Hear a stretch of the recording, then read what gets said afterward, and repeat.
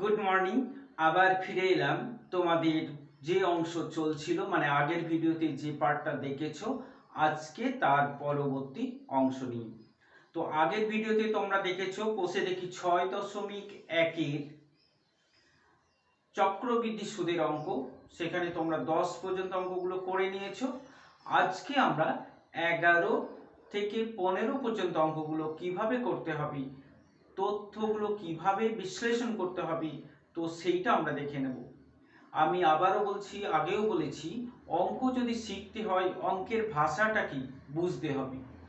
পরিষ্কারভাবে বা একটু ঘুরিয়ে হলেও কিন্তু কি করতে হবে সেটা অঙ্কের মধ্যেই বলে দেওয়া থাকে। তাহলে এখন দেখো 11 অঙ্কটা আমরা কিভাবে করব। প্রথমে পড়ে নাও অঙ্কটা। দেখো 11টা আমি পড়ছি। 10,000 টাকার বার্ষিক 5% সুদের হারে 3 বছরের চক্রবৃদ্ধি সুদ ও সরল সুদের পার্থক্য কত? তো এটা পরিষ্কার বুঝতে পারছো, অঙ্কটার মধ্যে কোনো গোপনীয়তা নেই, কোনো রকম ঘুরিয়ে কিছু বলা নেই, একদম সরাসরি বলা আছে যে চক্রবৃদ্ধি সুদ আর সরল সুদের মধ্যে পার্থক্য কত। তার মানে এটা বুঝতে পারছি যে চক্রবৃদ্ধি সুদ বার করতে হবে, সরল সুদ বার করতে হবে, আর ওদের মধ্যে পার্থক্য মানে বিয়োগ ফলটা কত সেইটা আমাদের জানতে চেয়েছি। তো প্রথমে আমরা তাহলে চক্রবৃদ্ধি সুদটা বের করে নিচ্ছি। প্রথমে এরপর কি করবে, যে তথ্যগুলো তোমার অঙ্কের মধ্যে দেওয়া রয়েছে সেইগুলোকে তোমার খাতায় তুলে নেবে। যেমন ধরো এখানে আসল, দেখো এখানে আসল বলেছে 10,000 টাকা, এটা তুলে নেবে। তারপরে সুদের হার বলেছে 5%, সময় 3 বছর, এটা তুলে নেবে। এরপরে আমরা জানি চক্রবৃদ্ধিতে সুদ সরাসরি বের করা যায় না। সুদ বের করতে হলেও প্রথমে সুদে মূলে বা সমূল চক্রবৃদ্ধি মানে এ বের করতে হয়। তো এখানে সমূল চক্রবৃদ্ধি মানে এ, কারণ সূত্রটা এ দিয়ে আছে, p * 1 + r/100 whole to the power n। এখানে আমরা মানগুলো বসিয়ে দেব। তাহলে এটা 10,000, 1 + r মানে হচ্ছে 5/100 whole to the power n মানে 3। 10,000, এটা 100 + 5, তাহলে এখানে 105 হবে, 105/100 হোল টু দি পাওয়ার 3। তার মানে 10,000 ইন্টু 105/100 কবার হবে, 3 পাওয়ার আছে, তাহলে 3 বার হবে। 100 ইন্টু 105/100 3 বার হলো, ঠিক আছে। একটা শূন্য দুটো শূন্য, একটা শূন্য দুটো শূন্য কেটে গেল। এটা আর কাট 5 5 এ 25 থাক। আচ্ছা এটা একটু কেটেই নি, 5 20 100 আর 5 2 10, 5 1 5, 2 20 থাক। 105 কে 105 দিয়ে আমরা সহজেই গুণ করতে পারি, সেজন্য আমরা রেখে দিলাম। তো 105 কে 105 দিয়ে গুণ করলে আমরা পাচ্ছি কত, 105 + 5 মানে 110 আর 25, তাকে গুণ করতে হবে 21 দিয়ে। তো একে যদি 21 দিয়ে গুণ করে নিই তাহলে 1 1 0 2 5 আর 11,000, তার মানে 22,050। তো এটা যোগ করলে পাবো 5 2 5 1, 2 আর 1 3 আর 2, তার মানে এখানে আমরা পাচ্ছি 2 3 1 5 2 5/20। তাহলে এটাকে আমরা 20 দিয়ে ভাগ করে নেব।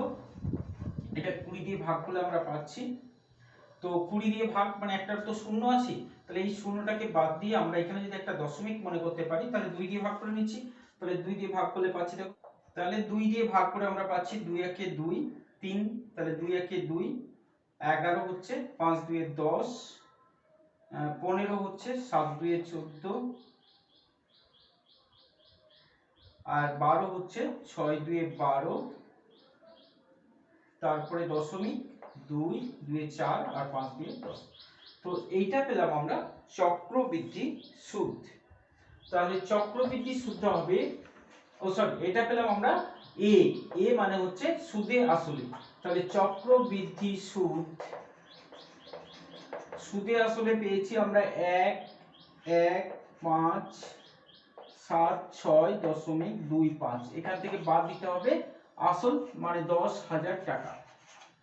তাহলে থাকছে তো 11,000 থেকে 10,000 বাদ দিলে 1,576 টাকা 25 পয়সা। এইটা পেলাম আমরা চক্রবৃদ্ধি সুদ। আমাদের বের করতে বলেছে কি সরল সুদ আর চক্রবৃদ্ধি সুদের মধ্যে পার্থক্য। তাহলে এখন আমরা দেখব সরল সুদটা কত হচ্ছে।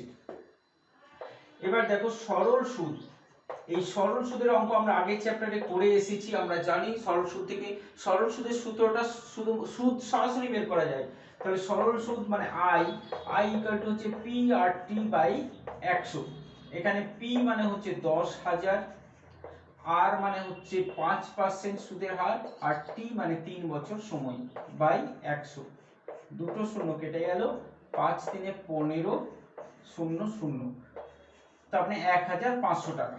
আর চক্রবৃদ্ধি সুদ হলো 1,576 টাকা 25 পয়সা। অতএব চক্রবৃদ্ধি সুদ ও সরল সুদের পার্থক্য, চক্রবৃদ্ধি সুদ ও সরল সুদের পার্থক্য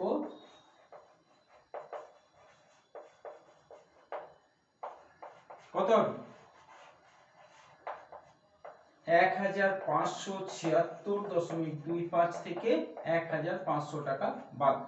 তাহলে থাকছে কত? 1,576 থেকে 1,500 বাদ দিলে 76 টাকা আর 25 পয়সাটা থাকছে। তাহলে 76 টাকা 25 পয়সা হবে 3 বছরের সরল সুদের পার্থক্য। ঠিক আছে? তারপরে দেখো 12টা কিভাবে হবে। তো অঙ্কটা আগে পড়বে বলেছি। বার্ষিক 5% সুদের হারে কিছু টাকা 2 বছরের চক্রবৃদ্ধি সুদ ও সরল সুদের অন্তর দেওয়া আছে। মানে চক্রবৃদ্ধি সুদ আর সরল সুদের পার্থক্যটা এখানে দেওয়া আছে। তাহলে আমরা কি করব, আসলটা আমাদের বের করতে বলেছে। তাহলে এখানে আসলটাকে আমরা ধরে নেব, দিয়ে একবার চক্রবৃদ্ধি সুদ একবার সরল সুদ বার করব, তারপরে একটা শর্ত থেকে আমরা এক্স এর মানটা বের করব। দেখো এখানে দেওয়া আছে, বলেছি দেওয়া তথ্যগুলোকে আগে খাতায় লিখে নেবে। সুদের হার দেওয়া আছে 9%, সময় দেওয়া আছে 2 বছর, আসলটা আমরা ধরে নিচ্ছি x টাকা। এগুলো লিখে নেওয়ার পর আমরা চক্রবৃদ্ধি সুদটা বের করব। আমরা একটাই সূত্র জানি, p * 1 + r / 100 whole to the power n। এখানে মানগুলো বসাবো। p মানে x, 1 + r, r মানে হচ্ছে 9% বাই 100 হোল স্কয়ার। তার মানে এটা হচ্ছে চক্রবৃদ্ধি, সমূল চক্রবৃদ্ধি মানে সুদে মূলে। তাহলে সুদে মূলে হচ্ছে x * 109 হবে। এটা তোমরা এটা জানো, অনেকবার করেছো, হোল স্কয়ার। তার মানে হচ্ছে x গণিত 109 বাই 100 গণিত 109 বাই 100। তো 109 কে 109 দিয়ে গুণ করলে কত হয়? এটা তোমরা অনেকবার দেখেছো। 109 + 9 খুব শর্টকাট একটা মেথড। 109 + 9 মানে 118, তার সঙ্গে 9 9 81। ঠিক আছে? তাহলে এখানে আমরা পাচ্ছি 118 81 x বাই 100 কে 100 দিয়ে গুণ, মানে এর দুটো আর এর দুটো, চারটে শূন্য, তার মানে একের পর চারটে শূন্য হলো। এই টাকাটা কি হলো? এ মানে কি? সমূল চক্রবৃদ্ধি মানে সুদে মূলে। অতএব চক্রবৃদ্ধি সুদ হবে, তাহলে চক্রবৃদ্ধি সুদ, তাহলে চক্রবৃদ্ধি সুদ মানে আমরা জানি এটা থেকে আসলটা বাদ দিতে হয়, মানে এটা মাইনাস x টাকা। ঠিক আছে? এটাকে একটু সরল করে লিখলেও হবে। এটা থেকে x বাদ দিলে আমরা যেটা পাচ্ছি, একটু সরল করেই রাখো। তবে এখানে 10,000টা লসাগু হবে, কারণ এটা ভগ্নাংশ, বিয়োগ করতে হলে লসাগু করেই বিয়োগ করতে হবে। তাহলে উপরে হচ্ছে 1 1 8 8 1 x মাইনাস এই 10,000 এর সঙ্গে x গুণ হচ্ছে, তাহলে হচ্ছে 10,000 x হলো। তাহলে এটা যদি আমরা বিয়োগ করি, এটা হচ্ছে 11,881 থেকে 10,000 যদি বিয়োগ করা হয়, তাহলে 1,881 x বাই 10,000 থাকছে। এটা হলো চক্রবৃদ্ধি সুদ হলো। এখন আমরা কি বের করব? বলো কি বের করব? সরল সুদ বের করব। ঠিক, তাহলে সরল সুদ তথ্যগুলো আমাদের লেখাই আছে, আর নতুন করে লেখার দরকার নেই। সরল সুদকে আমরা আই দিয়ে প্রকাশ করি। আমরা জানি সরল সুদে সরাসরি সুদই বেরোয় সূত্র থেকে, সূত্রটা হচ্ছে PRT বাই 100। এখানে P কে আমরা x ধরেছি, R হচ্ছে 9, T হচ্ছে 2 বছর, আর 100 বাই 100, তার মানে হচ্ছে 9 2 18 x বাই 100। একটু কাটাকাটি হতো কিন্তু কাটলাম না, 100 কে রেখে দিলাম কারণ এখানেও একের পিঠে শূন্যগুলো আছে বলে। এবার আমাদের কি করতে হবে, দুটো সুদের পার্থক্যটা দেওয়া আছে, আমরা কিন্তু দেখে রেখেছি আগে থেকে, সেই জন্যই আমরা সুদগুলো বের করলাম। তো এইভাবে ভাবতে হবে এগুলোকে, যেহেতু দুটো সুদকে আমরা কেন বের করলাম, কারণ এদের পার্থক্যটা দেওয়া আছে। ওই পার্থক্যটা মানে এখানে যেহেতু x ধরে নিয়েছি, যখন আমরা x ধরবো তখন জানবে একটা সমীকরণ তৈরি করতে হবে। তো সেই সমীকরণটা কি করে হবে না, এই দুটোর পার্থক্য বলে দেওয়া আছে, সেইটা দিয়ে আমাদের সমীকরণ লিখতে হবে, সেটাকে বলা হয় শর্ত বা শর্তানুসারী। তাহলে শর্তানুসারে এই দুটোর পার্থক্য মানে 1 8 8 1x by 10,000 minus 18x by 100 সমান হচ্ছে যে পার্থক্যটা দেওয়া আছে 129 টাকা 60 পয়সা, 129.60। ব্যাস সমাধানটা করতে হবে। তাহলে দেখো সমাধানটা করে আমরা কি পাই। আবার দেখো এই দুটোর মধ্যে লসাগু করতে হবে। তো দুটোর মধ্যে লসাগু 100 আর 10,000 এর লসাগু নিশ্চয়ই 10,000 হবে, কারণ দুটোর মধ্যে যেহেতু 10,000 এটা দিয়ে ভাগ হয়ে যায়, অতএব এটাই হবে লসাগু। দুটো সংখ্যার মধ্যে যদি একটা অন্যটা দিয়ে ভাগ হয় তাহলে জানবে বড়টা সবসময় লসাগু হয়ে যাবে। তাহলে এখানে যেহেতু এটা লসাগু হয়েছে, তাহলে এখানে যা আছে এখানে তাই থাকবে, কোনো পাল্টাবে না। লসাগু উপরে যে লবটা থাকবে সেটা কোনো সময় পাল্টায় না। আর এইটার সঙ্গে এটা ভাগ করলে তবে দুটো শূন্য ভাগ হয়ে যাবে, তাহলে এখানে 100টা থাকবে, তাহলে 100 কে এখানে গুণ করলে হবে 1800 x, এইটার সমান হচ্ছে 129 টাকা 60 পয়সা। এই দুটো বিয়োগ করলে কত পাবো, 1800 1881, তাহলে শুধু 81 থাকছে। আর এইটাকে আমরা ওইদিকে গুণ করে দিচ্ছি, তাহলে 129.60 কে 10,000 দিয়ে গুণ, তাহলে x সমান আমরা পাবো 129.60 গণিত 10,000 বাই 81। তো এখানে একটা দশমিক যদি আমরা তুলে দিই তাহলে দুটোর পর দশমিকটা ছিল, তাহলে একের পর দুটো শূন্য পেয়ে যাব। এখন এই শূন্য দুটোর একটা এখানটা কাটলাম, একটা এটা কাটলাম। কেউ বলতে পারো এখানে দুটোই কেটে দিতে পারতাম, তো সেটা কাটলাম না, কারণ এইটা কেটে দেওয়া মানে এই সংখ্যাটাকে ছোট করে নিলাম, ঠিক আছে, সেই জন্য এইটা থেকে কাটলাম আর বাকি যা থাকবে ওখান থেকে কেটে দিলাম। এবার দেখো এটা 9 দিয়ে যদি আমাদের যায় মানে বলতে ভাগ করি, তাহলে 9 কে 81 কে 9 দিয়ে ভাগ করলে 9 থাকছে, আর এই সংখ্যাটাকেও 9 দিয়ে ভাগ। যদি কেউ বুঝতে অসুবিধা হয় পাশে কিন্তু ভাগটা করে নিয়েই লিখবে, ঠিক আছে, 9 দিয়ে পাশে ভাগ করে নেবে, যা হবে ভাগফল সেটা এখানে এসে লিখে দেবে। 9 কে 9, 3 থাকছে 39 হলো, তাহলে 3 9 27, 4 9 36, আবার 3 থাকলো, আবার 4 9 36 হলো 144 পেলাম। এখানে আবার 9 আছে, তাহলে আবার 9, প্রয়োজন হলে 144 কে আবার 9 দিয়ে ভাগ করবে, ভাগফলটা এখানে এসে লিখবে, ঠিক আছে। 9 কে 9, তাহলে এখানে 5 54 হচ্ছে, 6 9 54, তার মানে 16। এখানে আছে তিনটে শূন্য, তাহলে x সমান কত হলো, অতএব x সমান হবে 16 তারপর তিনটে শূন্য। এটা সমাধান করে x এর মান পেলাম, এখানে কোনো একক লিখবে না, ঠিক আছে। তো প্রশ্নটা আরেকবার করে নাও, ওই টাকার পরিমাণ কত, তার মানে আসলটা আমাদের বের করতে বলেছিল, অতএব উত্তরটা আরেকবার আলাদা করে লিখবে, আসল হচ্ছে 16,000 টাকা, ঠিক আছে। তারপরে দেখো 13টা, তো 13টা আমি আর করে দিচ্ছি না, কারণ একদম 12টা যেভাবে করলাম 12টা নিশ্চয়ই দেখে নিয়েছো কিভাবে হয়েছে, কারণ অঙ্ক কিন্তু শিখে নিতে হয়, অঙ্ক দেখে দেখে লেখার জিনিস নয়। তুমি যদি দেখে দেখে লিখে নাও তাহলে কখনোই তুমি নিজে স্বাবলম্বী হতে পারবে না, নিজের অঙ্ক নিজে করতে পারবে না। কিন্তু কিভাবে করছি, কেন করছি, কোনটা কোথায় নামাচ্ছি, এটা যদি বুঝে নিয়ে করো তাহলে দেখবে তুমি একসময় নিজে অঙ্ক করতে পারবে, অঙ্কটা পুরো শিখে যাবে। তো সেই জন্যে কোনো সময়ই শুধু দেখে দেখে মানে ভিডিওটা বন্ধ করে দিলে শুধু দেখে দেখে অঙ্কটা লিখে নিলে তাহলে তোমার ভিডিও থেকে অঙ্কটা তোমার খাতায় গেল, ডাইরেক্ট ভিডিও থেকে অঙ্কটা তোমার খাতায় চলে গেল। কিন্তু আমি বলছি এটা না, আমি বলছি ভিডিও থেকে তোমার মাথা, মাথা থেকে খাতা, এইটা যদি করো তাহলে তুমি অঙ্ক শিখে যাবে। ভিডিও থেকে মাথা হয়ে খাতাতে আসুন, সরাসরি ভিডিও থেকে খাতাতে নয়। ঠিক আছে? তার মানে ভালো করে শুনবে, আমি বলতে চাইছি এটা যে ভালো করে শুনবে, তারপরে বুঝবে, দিয়ে অঙ্কটা করবে, দেখবে সব অঙ্ক নিজে করতে পারবে।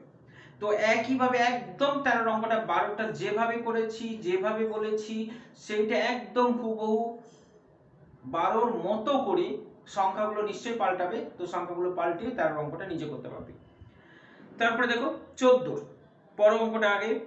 বার্ষিক চক্রবৃদ্ধি সুদের হার যদি প্রথম বছর 7%, দ্বিতীয় বছর 8% হয়, তবে 6000 টাকার 2 বছরের চক্রবৃদ্ধি সুদ কত?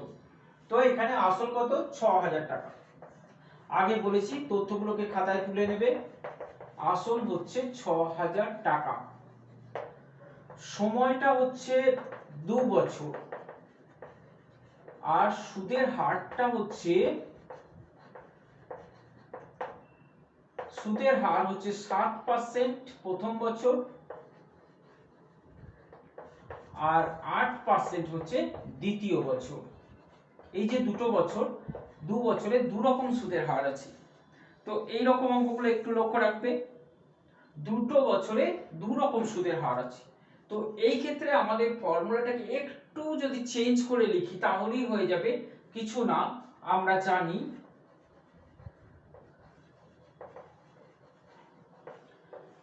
সুদে আসল বলেছি, চক্রবৃদ্ধিতে সবসময় সুদে আসলই বেরোয়, p * 1 + r/100। এইটা হচ্ছে আমাদের সূত্র।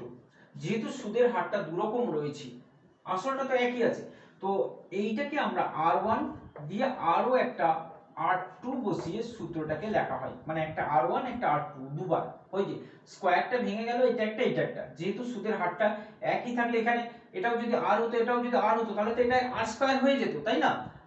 একই হতো তাহলে এটা হোল স্কয়ার হয়ে যেত, কিন্তু যেহেতু আলাদা আলাদা তাহলে এটা r1 এটা r2 করে দুবার লেখা হলো। ব্যাস মিটে গেল কাজ, মানগুলো বসিয়ে দিলেই কিন্তু অঙ্কটা হয়ে যাবে। তাহলে 6000 1 প্লাস r1 মানে প্রথম বছরের 7/100,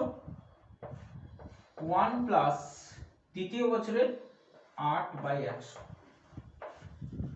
তার মানে 6000 ইন্টু এটা 107 হবে, 107/100 ইন্টু এটা 108/100। এখানে একটা দুটো শূন্য, এখানে একটা শূন্য কাটলো, বাকিটা আমাদের গুণ করে নিতে হবে। এখানে একটা শূন্য আছে, কিন্তু 10টা দিয়ে আমরা 6 যদিও কাটতো, একটা স্টেপ কাটতো, আমরা কাটলাম না, কারণ 10 দিয়ে ভাগ করার সুবিধা। 5 দিয়ে ভাগ করার থেকে 10 দিয়ে ভাগ করা অনেক সুবিধা। সেজন্য যেহেতু 5টা কাটার কোনো জায়গা নেই, 10টা কেটলে 2 কাটবে, মানে 5 থেকে যাবে, তো 5 দিয়ে ভাগ করার থেকে 10 দিয়ে ভাগ করার সুবিধা, সেজন্য আর কাটলাম না। এবার কি করতে হবে আমাদের? 108 আর 107 এ গুণ করতে হবে, সেই গুণফলকে 6 দিয়ে গুণ করতে হবে। তাহলে এটা গুণ করে নেবে, 7 8 এ 56, 7 1 এ 7, একটা শূন্য, তারপরে দেখো 8 1 এ 8 আর 1, তার মানে হচ্ছে 6 5 7 8 এ 15, এটা একে 6 দিয়ে গুণ। তাহলে আবার 6 দিয়ে গুণ, 6 6 36, 5 6 30, 31 32 33, 5 6 30, 31 32 33, 6 একে 6 আর 3 এ 9, 6 একে 6। একে 10 দিয়ে ভাগ, 10 দিয়ে ভাগ মানে আমরা জানি একটার পর দশমিক হবে। তাহলে পাচ্ছি আমরা 6 9 3 3 দশমিক 6। তো টাকা পয়সার অঙ্ক দশমিকের পর একটা ঘর না রেখে দুটো ঘর করে দিতে হয়। তাহলে এত টাকা আমরা এর মান পেলাম, মানে সমূল চক্রবৃদ্ধি পেলাম। কিন্তু প্রশ্নটা ভালো করে পড়বে, আমাদের সমূল চক্রবৃদ্ধি চাইনি, পরিষ্কার লেখা আছে সুদ কত হবে। তাহলে চক্রবৃদ্ধি সুদটা চেয়েছি, তাহলে এই জায়গাটা কিন্তু কোনো সময় ভুল করবে না। তাহলে চক্রবৃদ্ধি সুদ, সুদ সরল চক্রবৃদ্ধিতে সুদ আলাদা করে শেষে বিয়োগ করে বের করতে হয়, কিন্তু সরল সুদের ক্ষেত্রে আমরা সরাসরি সুদ পেয়ে যাই। 33.60 থেকে বাদ যাবে আসল মানে 6000। তাহলে এখান থেকে যদি 6000টা বাদ চলে যায়, তাহলে থাকছে 933 টাকা 60 পয়সা। ঠিক আছে? তারপরে দেখো 15 অঙ্কটা একদম 14 মতো অঙ্ক, পড়ে নিলেই বুঝতে পারবে যে 14 অঙ্কটা যেভাবে যে পদ্ধতিতে করলাম, যে ফর্মুলা ব্যবহার করলাম, 15টাতে একইভাবে একই ফর্মুলা ব্যবহার করে অঙ্কটা করতে পারবো। শুধুমাত্র আমাদের এখানে কিছু সংখ্যা পাল্টে দিতে হবে, আসল পাল্টাতে হবে r1 r2 এর মানটা পাল্টিয়ে বসিয়ে গুণটা ঠিক মতো করলেই অঙ্কটা একদম 15 অঙ্কটা হয়ে যাবে 14 মতো হয়ে। ঠিক আছে, তাহলে এটা নিশ্চয়ই করতে পারবে, কারণ এটাই অঙ্ক শিখতে হলে এটাই করতে হবে। আমি একটা করে দিলে তোমাকে পরেরটা ঠিক সেই যদি একই রকম হয় অবশ্যই করতে পারবে। যদি কি বললাম, যদি অঙ্কটা তুমি একটু শুনে নিয়ে করো যে আমি কিভাবে করছি, কেন করছি, কোথা থেকে করছি, এটা জেনে নিয়ে যদি করো তাহলে অবশ্যই করতে পারবে। তাহলে 15 অঙ্কটা তুমি নিজে করবে। ঠিক আছে।